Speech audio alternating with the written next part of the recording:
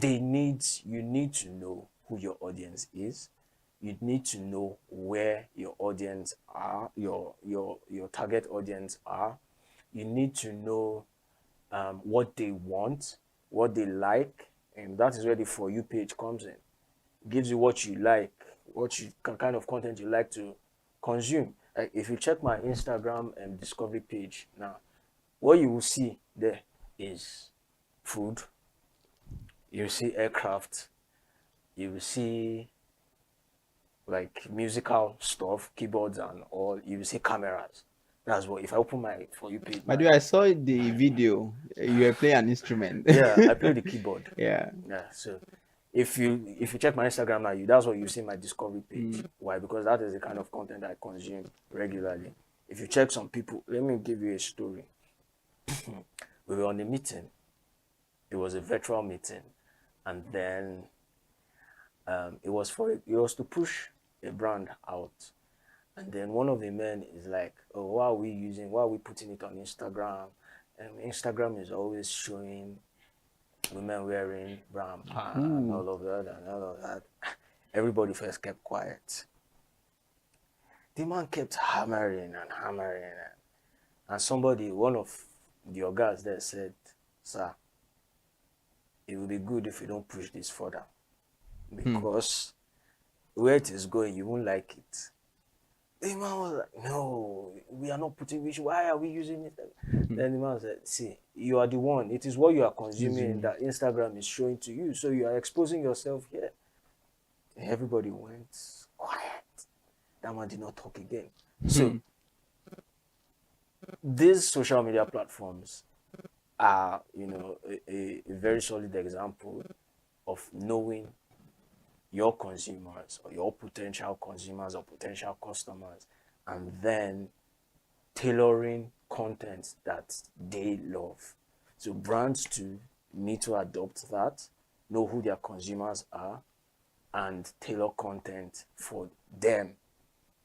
The example we used earlier about Rolex wristwatches, you hardly see Rolex adverts on your Instagram or on your TikTok because you're not following them.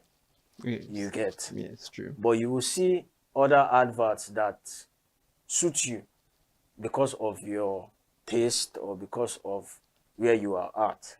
Now, the Rolex people will not create that long advert that they post on CNN for us. That's our set because we are not We get there. we'll get there. You get, but they will tailor the advert such that when the CEO is doing something, writing something down, and he's watching news and multitasking, he sees that advert and he's like, Like, "Oh, I need to get I need to this. get this." You get, because he's planning for a meeting where he will meet some big shots, and he wants to impress them.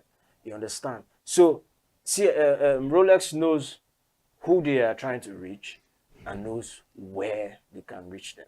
You won't see Rolex advert on NTA. No shade.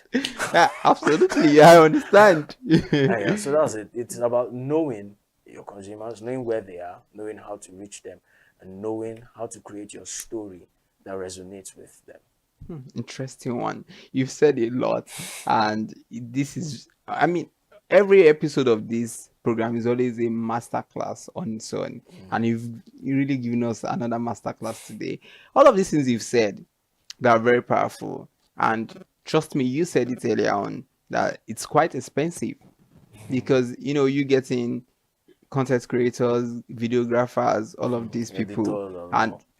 all because you want to be visible and you also want to, you know, build that loyalty Correct. among your Audience. audience, your consumers. Now let's look at it. You've spent so much on creating awareness, being visible.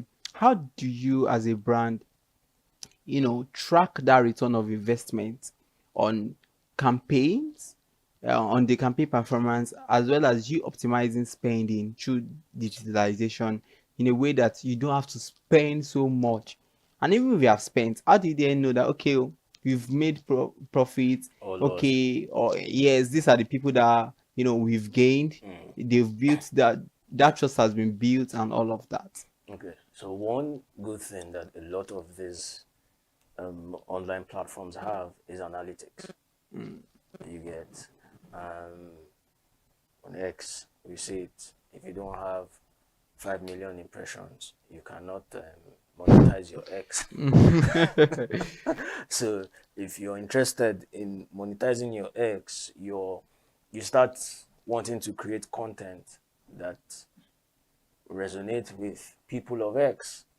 You get, and I know you've seen so many things, and you're like, on top this X. Everyone wants to make money. So there are analytics, and different platforms have their analytics. So it's easy for you to track. Oh, this content had 1 million views, and this one had